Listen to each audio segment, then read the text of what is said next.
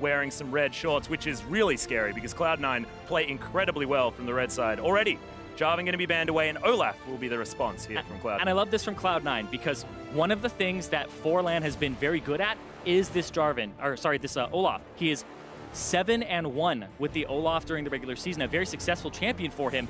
And Cloud9 has actually been very highly respecting what these play-in teams can do. The double bans towards top lane to stop, split push strategies before. And now you see Team 1 banning away Jensen, 2 bans to stop the mid lane domination and get Marth for better matchup. I think banning the LeBlanc is certainly something to get rid of some PTSD, Zirene, because yeah, Jensen certainly put on a clinic on that champion. We are going to have some CSD numbers for you into the game, and they are not fun for Brazilian fans. Oh, not at all. We said about 39 at 10, and then at 15 minutes, it was even more than that. But that's the thing, is the domination that Jensen had over Bruiser. They're hoping they can circumvent that with the substitution of Marth in here.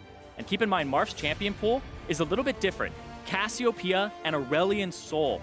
These are the 2 champions that really stick out in his champion pool, and we'll see if he's able to play something like that against Jensen and find success. Well, it is going to be the Xayah picked up and taken away from Sneaky. Of course, 100% of his games here at the Pla-Ins have been on that champion. Now C9 looking to try and split up the Lovers duo. They might be having a tiff across Rift now, Zirene, which is something you definitely do not want happening, as Contractz now thinking about what his pick is going to be. But I do like that starting pick, because if something's been working for a team, you've got to try and change that up, try and get them on a different foot. Of course, Sneaky does have that Tristana to go to that he's looked so incredibly good on. Yeah, the Tristana is what comes to mind, but Xayah right now seems to be the prime AD carry. I believe she is taken most commonly yesterday as a #1 pick from either blue or red side. Very high priority on this champion that has self-peel, a lot of damage, and I love her build. The fact that you go for an Infinity Edge type item, or you go Essence Reaver first, Static Shift for wave clear, and then you get to double back and don't have to go for a second attack speed item. You go for more crit because her W gives her movement speed, extra damage, all the works that you would want on an AD carry. So she does a deceptive amount of damage at a 2-3 item spike. Also makes her 3 item spike completely disgusting as far as damage is concerned, with all that extra CDR that you pick up from the Essence Reaver, not to mention above 50% crit.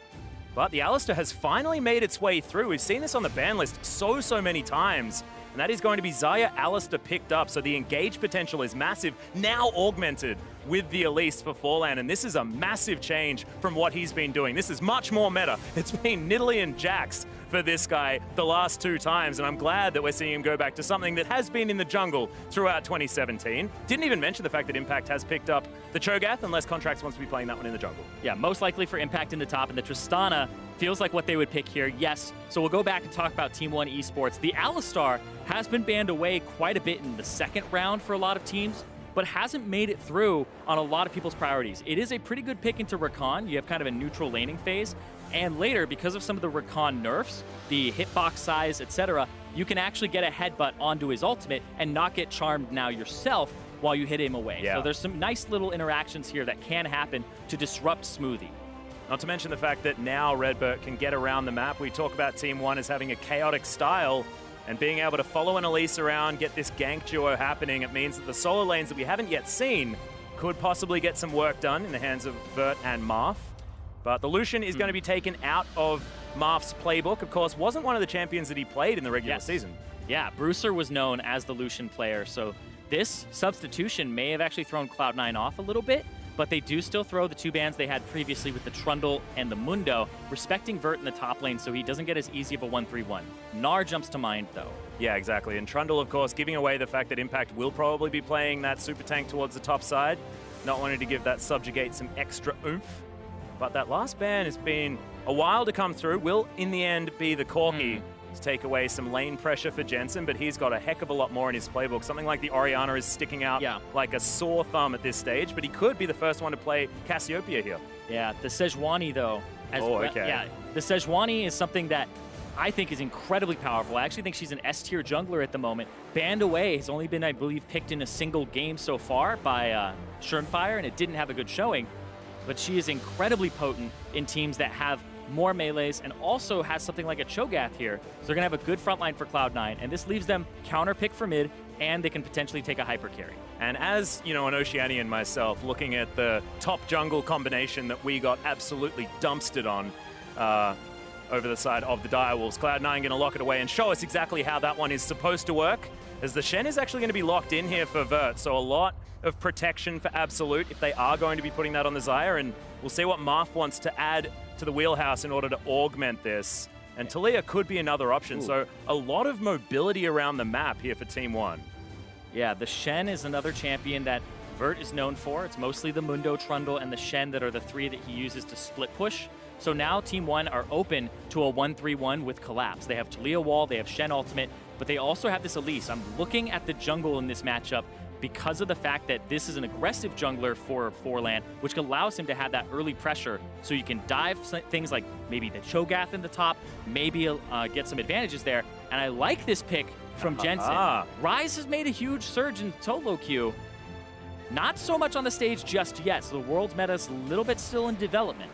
Yeah, we have seen it once so far here in the Pla-Ins, and we know sort of by whispers about scrims that Ryze has been considered a counterpick to some of these matchups. Jensen thinking that Taliyah could be one of those options, and certainly the single target lockdown CC that they now have is despicable. You get that Rune Prison, follow it up with some Permafrost. C9's mid-jungle combo is going to be really, really frightening, and that's what happens every game, Zirene. We always get Contractz hanging out with Jensen. These guys are the Bash Brothers, and it's going to be hard for Marth to keep himself safe. However, you know, Taliyah has been safe.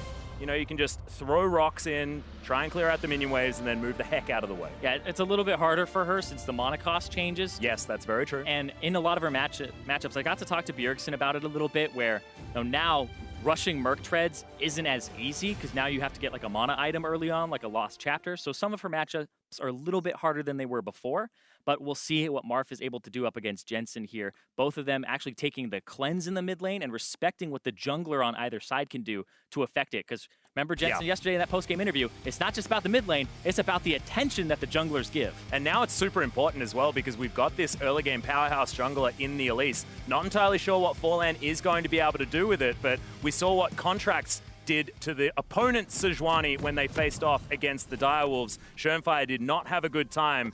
Was in Italy, so a different story, but Forlan will probably want to go aggressive, try and get things started quickly here for Team One. We are onto the Rift now for game number 1 of day 2. And C9 just wanting to get that third win. The dream is to get 3 on the board because you're feeling very, very comfortable. We are going to have a slight pause, though, to start things off. Wouldn't be the beginning of the day if there wasn't a little bit of a pause. And now, Zirene, we get to have a bit more of a chat because we need as much camera time as possible because the two of us haven't been here like this so far for any event. Oh, so glad. I feel like we could just keep this for a while and just have a chat. Do I have to say anything? I mean, like, just let it sit? No, but I feel like for these two teams, let's talk about these teams really quickly because I feel like Team One, I really just think that the Brazilian fans have kind of been against them because this is not the Pain Gaming, this is not the INTZ, right? And now they're coming out and they're 0-2 at the start. I want to see more punch from them. I want to see more fight. I want to see this aggressive play here. And they have some proactivity built into this composition. You have the Elise that can dive the turrets. You have the Shen that when you hit level 6, I don't want to see the reactive ultis. I want to see the proactive ultis. And then they have the Alistar. There is a lot here for Team One eSports to push Cloud9 in and provide pressure. And I think that proactivity is king in League of Legends. If you are the one making the moves, typically you will come out on top or have a higher percentage chance in that play to come out on top. And also, I mean, if you think about teams that haven't necessarily been as successful or had as much experience, things like that, having a team that can snowball early is much easier than having these slow grind out teams that need to get going, that need to not make mistakes as the game goes on. So having all of these options in the early game is fantastic. Plus, this composition looks legit. This looks like something that we've seen before. It's not like one of these double AD carry, double Ardent Sensor compositions. It's not like the Fiora Jax, things like that. Doesn't seem to be a gimmick involved with what Team One eSports have put together. It's just a lot of early game pressure, a lot of engage potential as well, and the roaming power that RedBert is going to have will be very, very important moving forward. So back into the game, we'll see whether they can actually make that happen, because we can say all these things, but it still needs to work. It comes down to execution, who's going where. what the junglers are doing. That's why I want to watch them closely, because when I look at this at face value, I feel like one has winning top lane, especially when the Shen is taking Fervor against the Cho'Gath. Then they have a winning bottom lane, and they have a winning jungle here. So C9 have to do things like this to track the jungle early, or else they're going to be off to a disadvantage right from the get-go. Okay. Unfortunately, we didn't have RedBert give anyone the cowbell, so I feel like everyone's probably looking forward to that. C9 not going to be as intimidated now. He had the opportunity, decided not to do it. Contractz looking like he's going to start on his blue side. Red side starts. So same side of the jungle here. We could have our junglers meeting towards the top side potentially. See whether that's going to be enough. Of course, having this tank matchup top side does mean that Forlan will be in a little bit more of an optimal position if they want to get a kill up there. Let's see what his route ends up going with here. They have a good idea of where he is because they know he didn't do red, and they just saw with Jensen pushing up in lane to try and get priority that Marth was kind of hanging around the Raptors and then used the Q. So they have an idea that the Elise is there or it was a fake leash. And now they see exactly where he is. RedBert just putting his face in it for the moment. Explosive shot going to come down, but of course has suffered a little bit of a nerf here on this patch, so Absolut not going to be as worried. Despite that, still going down to about half health. Yeah, it's interesting as well because it's a coin for the Alistar. Typically, we'll see the combat stats, we'll see the relic shield. I like that bank account. Yeah. Well, he's just trying to get that money. Yeah, you got to, man. Wouldn't really be an Ardent Sensor rush either. I've seen some Alistars go relic shield and then go into the Talisman of Ascension later for the movement speed.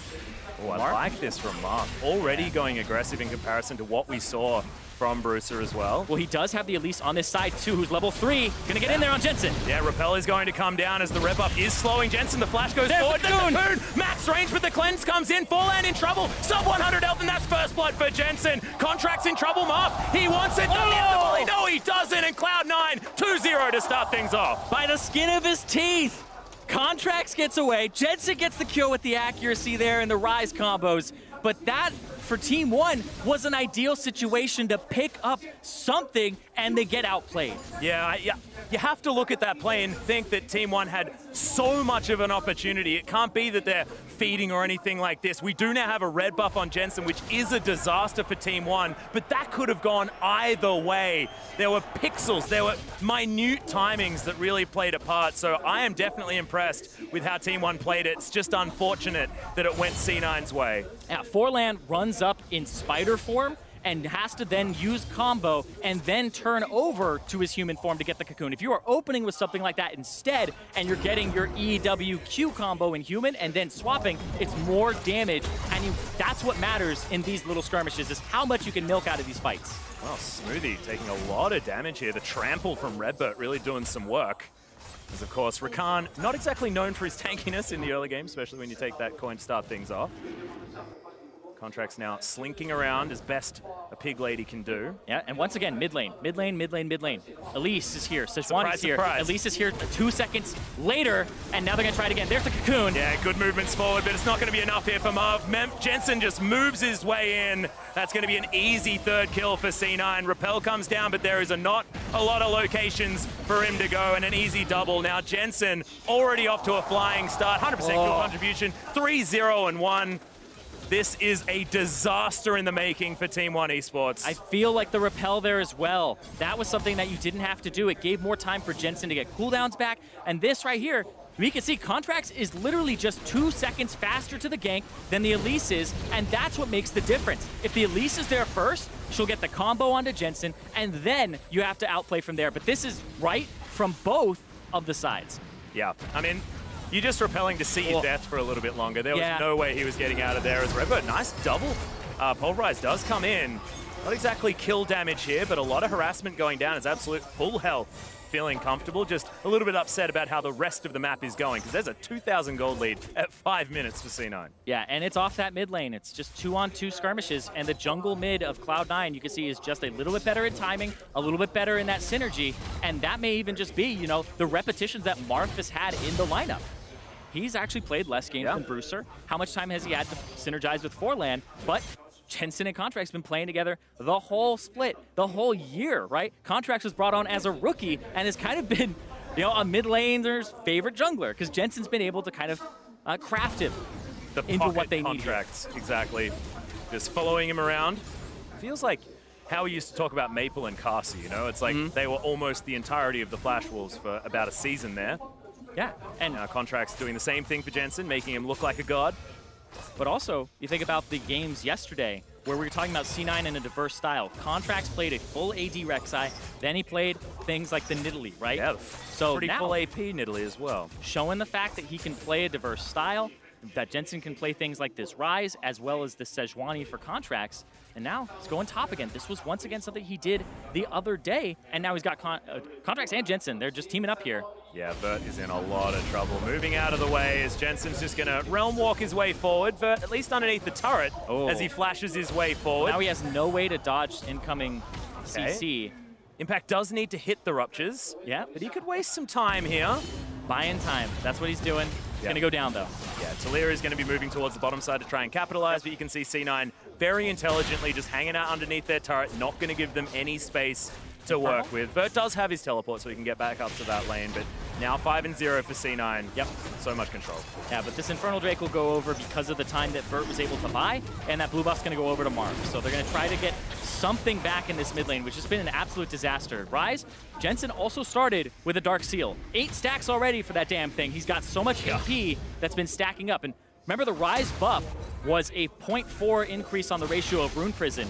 Typically rises by tier into Catalyst, and you have no AP. So that buff doesn't even come online until later, but now you're already looking at a bonus of almost like 25 damage to what his W is doing on this patch versus before. Oh no, and they're just going to do it again. Realm Walk isn't available this time, but wasn't exactly necessary last time as well as Contractz. Just a last-minute ultimate to throw forward just to make everyone feel better, and an easy kill comes in for Impact, making it 6-0. Yeah, but it's 6 kills in 8 minutes. This is high tempo from Cloud9, countering the tempo that ONE had, or ONE was actually matching at the start. It just came down to the execution and the little decisions in the fight and leading up to the fight too.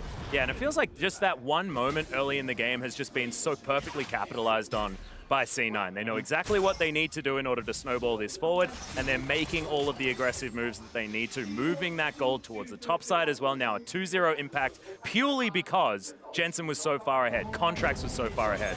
And is Sneaky going to be dead? No, he's not. Nah, he's actually been winning this lane by himself. Sneaky has been able to win this lane with Smoothie, just pretty much off of just the matchup, which you typically would say would go in favor of the Xayah with the trading potential, but he's been able to just CS a little bit better without attention. Yeah. And we're talking about like mid lane and how it kind of just went a little bit C9's way, and that's made the difference. But I got to give credit to ONE that it was the right idea to gank mid and be aggressive, and then to repeat, because all summoner spells were down, right? All flashes on both Jensen and Contractz, as well as his cleanse, but same with Team ONE. So both Contractz and Forlan had the exact same idea, and it's the appropriate play. Yeah, this is the thing. It's not like they made a mistake or anything like that. It's just that 2 kills that went down early on. Yeah, I would say from a macro it just perspective, didn't work. Exactly. From a macro perspective, it's the right thing to do. From a micro perspective, it's just a little bit of an execution error and a timing error. But Forlan down bottom, trying to get something in a lane that he hadn't visited before. Yeah, finds the cocoon, and that's the grand exit. With the quickness available as well, means Smoothie is going to be fine.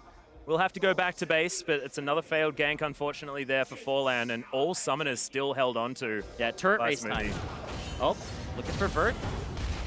We do have a Glacial Prison available, but Contractz decides not to throw it forward. Marth now looking for more, but they will just grab this first turret gold over for Team ONE eSports. So that will get them back within touching distance as far as money is concerned, but C9 still just happily scaling up. Remember, this is a Ryze. He's going for his Rod of Ages. He's going for his Seraphs. Like, oh man, this is frightening, Zirene. Yeah, the big difference here is when you look at what's happened in terms of the split map, look at the top side for Cloud9. They've warded up everything, but hold on. Sneaky's going to get out. Weird. Mark, though. That was like an extra boosted rocket jump as the flash does come out. Forlan finds nothing. He's going to get killed by the turret. Thankfully, he wasn't touched by anyone on the side of C9. And Team ONE, once again, absolutely no joy for any of these ganks. Yeah, and they're going to get that top lane turret taken away from them, and Cloud9 are going to keep pushing. And what I was talking about is all of this vision that's near the blue buff of ONE, and Cloud9 have control of this quadrant. On the opposite side, Team ONE had exactly the same amount of control of Cloud9's jungle, but there are no wards that they placed there, no control wards. There were 3 wards in the inventory of of RedBert, I believe, and he was able to put down a few, but most of them are being used in the lane to set up the previous gank, and they weren't able to advance their ward lines. So they actually have less control of the pressure points on the map. And right now it actually looks like they've got less champions on the map as well, because the inner turret falls on the top side. We've got this mid lane turret getting a lot of chip damage from Jensen. So RedBert now has to get himself back towards said turret, offer him some sort of protection, but close to a 5,000 gold lead at 11 minutes is nothing to scoff at, and that is only going to continue as the whole outer ring, actually no, because one of them was an inner, but that outer turret in the mid lane is very, very important as far as getting map control, and C9 barely needed any help in that regard. Yeah, and you know exactly where they're going next. They're going to kind of make you right, Atlus. They'll go get that outer ring. They want that. But right here, once again, the mechanics come into play. The rocket jump. Outplay with the rocket jump. Mark comes in, and then Forlan with the flash forward. And then he just gets taken out there as they were trying to be proactive. I like the proactivity with the Shen ulti, just the execution is off once again. And this is a cascading effect of once you start dying and have an 0-2 Elise who doesn't have a whole lot of items, you're looking at lower and lower chances of making these plays work because you're going for these dives where you're putting your combat stats against theirs and they have a distinct advantage. Well, I'm going to take it all back. There's no Rod of Ages being picked up here for Jensen. He's going to go towards the Abyssal Mask, so which is now the build. Well, I'm stuck back in time when it comes to Ryze. It's either or, to be honest. You can go for the Rod of Ages. I've seen it many times, but this is another thing that allowed Ryze to come back in is when they have multiple sources of magic damage, you can build that Abyssal Mask, even though Impact did exactly the same thing. Feels a bit redundant. Right? It does feel redundant, but at the same time, it's got CDR on it. It's a little bit better for Ryze in that regard compared to the Rod of Ages. It doesn't scale up with the AP, which you would think would be better, but the magic resistance is the big ticket there. It's not going to hinder his damage much, but he'll have that extra survivability, which honestly, Ryze is a machine gun mage. Survivability is key once you're ahead. And also he's up against Forlan and Marth, who are on both magic damage dealing champions, so of course having a bit of extra magic resist certainly helps. And ticking up to about 20% CDR here just with these items alone feels great for a Ryze who, like, you know, it's just giving him more attack speed on that machine gun. Yeah, I'm looking at Cloud9. All right, I feel like they're speed running the Pla-Ins. They had that tweet from Jensen, like, who are these guys? What's going on? And they're just saying, we're going to play our game. Yeah, and if you think about it, you know, you got to buy the championship Ashe skin, and the money will go to charity, and this is like, that's what speedrunning's all about. That does make sense. That's true. This is World's Done Quick. It all works out. But Team 1 certainly do not want that, and they're going to try and turtle this one out as best they can. But we mentioned that this team composition has a lot of options as far as early game power, engage potential. None of those engages have worked, and none of the early game has gone their way, and it just feels like Sneaky down here, having the time of his life, going to make me correct there by taking out the final turret in those outer rings. And just continue having a great time on Summoner's Rift. It's just C9 are under no pressure right now. Yeah, so the skirmishes happened, the kills went over to them, and they got those 6 very early on. And then it was all about turret, macro, leveraging your lead. So that's why I'm talking about speedrunning here, because I want to see how quickly Cloud9 are able to accelerate the pace of this game so that they can try to take it quick. And nom nom, full combo. That is a delicious spider. I was going to pick up some play-by-play there, but I'm pretty sure Forlan was just dead, so it's like a little bit unnecessary. It's like that thing where you get scared and you're like, spider, I feel like I ate it in my sleep. And then they're like, it's a good source of protein. Yeah, I mean, isn't there some statistic like throughout your life you're going to eat 7 spiders or something like that? While you're sleeping or something? Impact. Only 6 more to go, my friend. The Rift Herald is going to come down and spell the end of the inner turret here in the mid lane. Only 1 more remaining as RedBert takes the majority of his health bar by what seems like incidental damage that Jensen was able to put down. It wasn't exactly the best charge, Mr. Rift Herald. Misses. Sorry, yeah. I don't know. I don't even know why we need to give it a gender. Give them a gender. Because her name is Shelly. 100%. Really? No, that's my thing. Shelly? Are you a Shelly? I'm a Harold. You're a Harold? But I'm okay with, like, can we change Haroldine? Like, that's okay too. Harold? Are you saying? I like Shelly, though, because Shelly's so great to yell when it's just charging into something. No, we just... Okay, let's talk about this instead, because talking about the gender of Rift Herald I think is a little bit unnecessary. Jensen, this guy looks pretty damn good. As far as 15 minutes goes, which is what we're ticking up to right now, he was up by 46 CS. against Bruiser. So now Marth looking far better. That's about half as bad. Yeah, that's true. The CSD is looking a little bit better, but the gold advantage, it said he was up about 1,000 up against Bruiser. Now he's up about 2,000 right now, and that's because of turrets, macro game, and the fact that there have been more kills in this early part. So sure, you didn't lose lane as much, but your jungler and your mid laner are getting blasted even harder by the actual skirmishes. I really don't want to be looking at that the gold numbers there as well, because you saw Impact's lead against Vert on the top side. That was about to the tune of 3,000 gold, something like that. It's getting there. Yeah, that's about 33% more money he has been able to pick up. Yeah, it's a healthy 8,000 gold lead at 16 minutes. Just for Cloud9.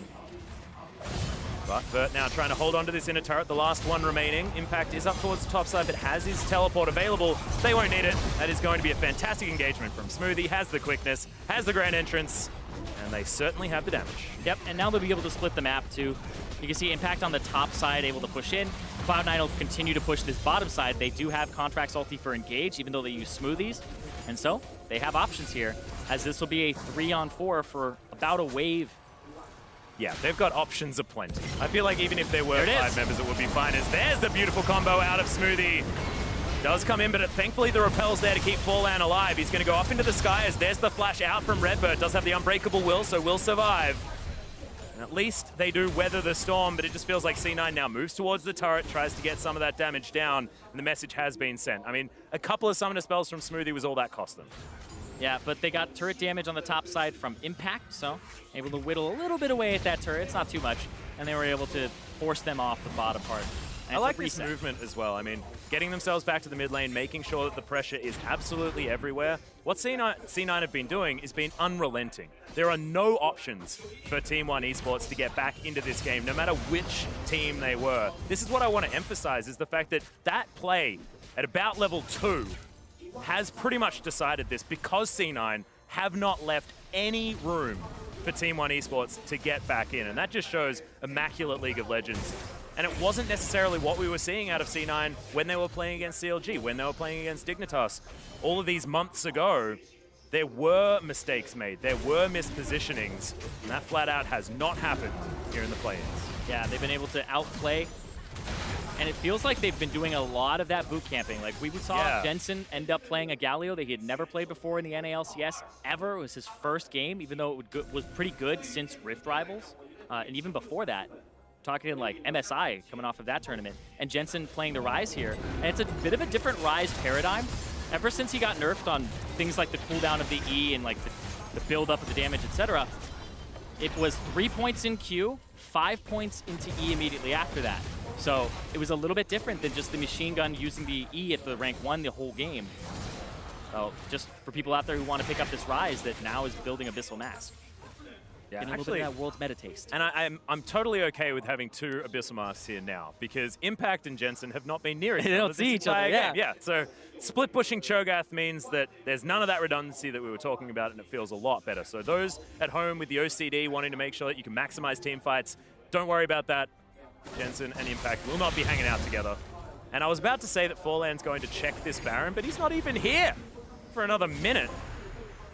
Yeah, it's only 19 minutes into the game. This feels like a faster game. Pretty sure it's probably one of the fastest games that we've had so far as getting to this kind of gold lead for Cloud9. Well, so far, we've seen a 27-minute game from Cloud9, a 30-minute game from Cloud9, and a 25-minute game from Direwolf against Team One eSports. So Team One has been the victim of a 25 and 27-minute loss. How fast is this one going to be? This is the question. I kind of want it to be 23 minutes just to make sure that we have some sort of sequencing going. Just keep going down. People are learning. Yep. And they're certainly setting themselves up for that, but probably waiting for some sort of Baron buff, try and get those minions able to break open the base. Impact on the bottom side, getting things shoved forward. As the teleport is available, you can get to 25. I feel like what Cloud9 will do is wait for the Baron, bait the Baron, turn instead of doing the Baron, because it's a higher variance play to do it, and this is exactly what they're doing here.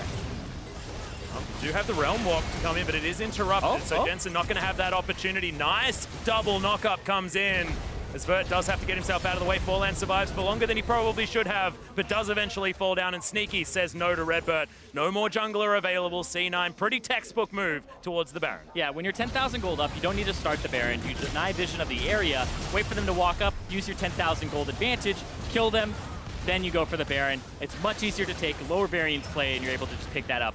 Is there really a bad decision to make when you're 10,000 gold ahead? There are 20 minutes into the game. From my solo queue, I will tell you there are a lot of decisions you can make in 10K up. Okay. That will lose you. We were talking about PTSD earlier. I do not want to trigger yours at all. Too late. Okay, well, C9 going to be pushing up some Baron-empowered minions. Jensen going to be doing the same thing, but in the mid lane. Just making sure we get these Abyssal Masks away from each other, and sneaky turret pushing Queen herself, Tristana, will be helping him out, getting rid of this turret very, very quickly. Yes. Impact get to work on the inhibitor, but it looks like they don't even really care about that. They just want to open up this base as much as possible, give them some more room on the killing fields as they look to take down Team 1. 21 minutes now into the game, as this could be the final team fight moving forward. Marth in trouble. He's taking so much damage. Was that Vorpal spikes that did that? I think Sneaky was auto-attacking. We're okay. Yeah. Impact's not doing that ridiculous damage. So the first inhibitor is going to fall. Inevitably, the second one is going to follow. And this has been utter dominance. 15,000 gold the lead. The point-blank ultimate is going to land, and that is no more Taliyah. Forlan also going to fall down almost incidentally once more, and Bert, he's in trouble. That's 4 swift kills. Absolut, no options whatsoever as Impact. He looks basically unkillable. He's at low health, but who even really cares? That still means he's got about 1,000. Nexus turret's now taking fire, and Absolut just has to look on as his base gets decimated. C9, you thought they looked good on day 1. They look damn good starting off day 2. Direwolves had some choice words after that game saying that they'll come back. Chippy's saying, don't worry, Impact, I'll come at you next time. But man, this is looking like a terrifying Cloud9 to go up against. Chippy's saying, you know, we're ready. Cloud9 saying, come at us. 22 minutes, 19 seconds, 14-0 in kills, absolutely obliterating Team 1. And Cloud9 will be able to move on to the play-in knockout stage after this win. Yeah, they will. That makes them 3-0. No one is going to be able to catch up to that scoreline, so they'll be waiting at the top seed for the second seed team from one of the other groups, of course, to come in. Direwolves can still catch them with a 2-0. Oh, that's true. That's true. But they have locked in either a first or second seed in the group, so Cloud9 are moving on. You don't know what position just yet, but still, they can kind of take solace in the fact that they will be playing a best of 5. They still have all of kind of the options in their hands. And man, 22 minutes, the fastest game so far of Worlds, is absolute spanking. And that was so close to the 23, so that we'd have 23, 25, You almost 27. Got it. You almost got it. Very, very close. However, 22 minutes is a ridiculously fast game time. And what? They're going to beat Direwolves now in like sub 15 minutes? Like, what is going to happen? Is this like exponential like winning speed? I'm not entirely sure, but C9, they didn't even necessarily have a snowball composition put together. There's a dang Sejuani in the jungle, Zirene. Yeah, and that's what I'm really looking forward to here from Cloud9 moving forward, is we're seeing Contractz be a standout for this team to help Jensen to push things forward. And remember, this is his first Worlds appearance, and this is a fantastic warm-up for him because Cloud9, if they move on to groups, they either are in a group with SKT or Samsung, RNG. They are looking at a lot of great teams with great junglers, and it's a good warm-up for the rookie. Yeah, he's definitely going to need it as well. But now, to hear more about that Cloud9 win, let's send it over to Dracos and the analysts. Thank you very much, Atlus. I think dominance is the story of Cloud9 in these games. We're through! Let's go! Okay. We're on the elimination stage officially, NA, we're doing it! And as Marcy said, now officially locked. They're not guaranteed first seed yet coming out of this group, but they will be getting first or second. So that is a big deal. Already moving on to the bracket stage. At first game, day 2, Cloud9 have already secured something that is quite impressive. Yeah, and the manner they did it. Exactly, the breakneck pace. I know we're like both excited I had to compete for you there. I don't know if I can compete with that though, that relationship. Very emotional person. But they just missed a perfect game, and it was what, Jensen's first Ryze of the split, of the season maybe? Of the year. There you go, of the year, comes out, just starts slamming kids on that one, 4-0 in the first 4 minutes of that game, just ridiculous stats. Yeah, I think it was so funny too, because it's exactly how, you know, the C9 games tend to go, as Contractz and Jensen pairing together, destroying that, and then spreading that around the map. They go top, they get more kills there. It was a great showing overall, and it's something that I think whoever has to draw them, even if they end up in the second seed somehow today, I don't think anyone is looking forward to playing Exactly C9. what I was going to say is that if you're a team in C or D and you haven't played yet, you're like, we really need first seed. I knew we needed first seed already, but now we really need that first seed. Yeah, I think that's just the big thing too, because it's such a mechanical dominance out of C9 where they just seem like on a different level in terms of just individual skill almost across the board. I mean, that bottom play by Sneaky, the fact that they threw Hate 4 to cut you ultimates. off, however, of course, a fantastic game, but we do have words from members of Cloud9 themselves, so we're going to send it over to Fish for an interview with Smoothie. Thanks, guys. I'm here with the support from Cloud9 Smoothie after a dominant victory over Team 1. That was the second game you played against them. It was relatively quiet in the bottom lane, but the top side of the map was action-packed. What was the game plan going into Game 2 against them? Well, we didn't really have a game plan. I think we just played with what leads we had. So Jensen and Contractz won an early 2v2, or several early 2v2s, and we got a huge lead off that. And it was really hard to play on bot side because they had Shen Taliyah, which has really high kill pressure in the bot lane. So we just played on a strong side, and it worked out for us. Definitely did work out for you guys. This is the fastest game we've seen from this group so far. The last match you played was up against the Direwolves, and that was a relatively quick victory as well. Tell me a little bit more about that match, because that's who you're going to be playing up next as well. Well, we obviously don't expect the games to be easy by any means. We just take every game by game, and hopefully it goes well like this. But I mean, I'm not expecting them to fall over or anything. It'll still be a really hard game, and we'll try our best to make the games clean like this one. Which is great to hear, because if you win that next match against the Direwolves later on today, you're guaranteed first seed coming out of this group, and that's definitely something that you guys will be striving for. Are you very confident coming to this next match? Tell me a little bit more about it. Well, I wouldn't say I'm confident. I mean, sure, we won a lot of games, but I've gotten punished in the past for being too confident, and I never want that to happen again. So hopefully we take every game. Again, I said every game by game, and hopefully we just win all. Well, that's great to hear. Congratulations on your victory, Jensen. Best of luck against the Direwolves later on. We're going to send it back to you guys. Okay, it turns out there is a humble member of Cloud9. I wasn't sure if everyone was going to come in swinging yeah, this is free, this is easy, why are we here? But Smoothie, definitely more reserved, definitely more relaxed. Yeah, you heard him say, though, he's had those moments. He personally guaranteed that C9 was going to get through the gauntlet in North America. So he's not completely foreign to the idea of stunting a little bit. Well, of course, we talked a lot about Cloud9's success, but I want to look a little bit about how they actually executed and what exactly they brought to the table, because you heard Smoothie talking a little bit about the compositions and what they were playing up against when Team 1 started to draft things like the Shen and the Taliyah. Yeah, it's looking at the win conditions of both these compositions, and Smoothie said it himself in the interview. He talked about, it's going to be very difficult to play around the bot lane because you are competing across from an Alistar, Elise, and Shen. That has dive written all over it post level 6. But before then, Cho'Gath notoriously starts a little bit slow in the lane phase, so Shen and Elise would have good kill pressure there. So you look at Team 1, you're like, wow, so many different options about how they want to attack this early game. Maybe they camp the top lane, maybe they hard farm jungle and then just go bottom once they have all of those ultimates geared up. Whereas on the other side, it's really just about the Ryze. That was the one lane that they had to have that, initial CC lockdown, but you're still waiting for a couple of levels on the Sejuani before that takes off. Yeah, I'm curious, is that the best way to attack this Team 1 composition, is just to play through Jensen? Is kind of the Cloud9 classic. Yeah, it's very fortunate that the way they want to attack the comp is also how C9 just generally likes to play. If you're able to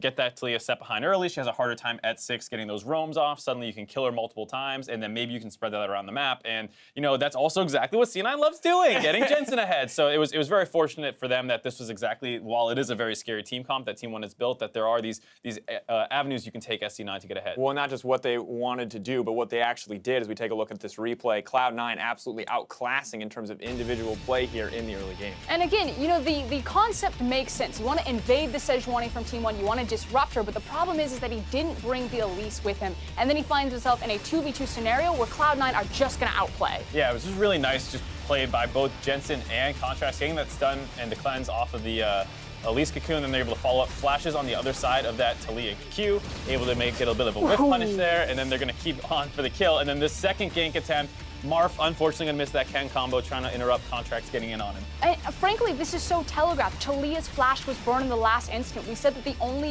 big hard form of CC and kill pressure is around that Ryze, and it's also Jensen's Ryze of all things. So this was just going to be wash and repeat for Cloud9, and it just helps that they get a double kill on top of it. Yeah, it's so brutal after that point because, like we said, you can start spilling over that advantage. They start going topside, dove the Shen 2 times. Now you've attacked both globals on Team 1's comp, and even though their bot lane did get that turret, they were able to get an Infernal Dragon, it doesn't matter at this point because your comp has fallen apart. And now looking at it, do we feel like Cloud9 have gotten even better from their day 1 performance, or do you just feel like they've pretty much figured out Team 1 since their first match?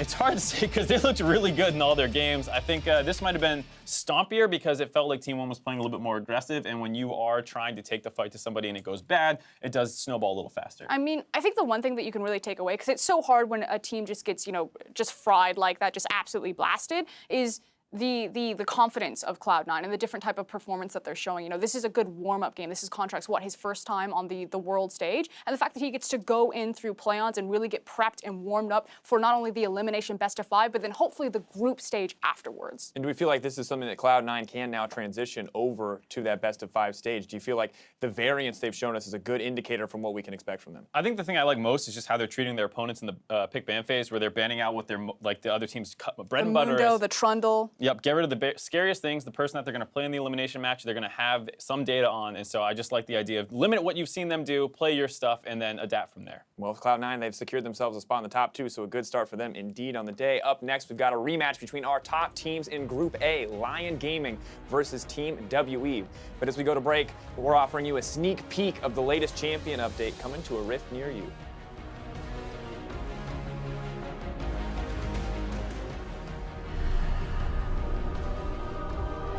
Come on.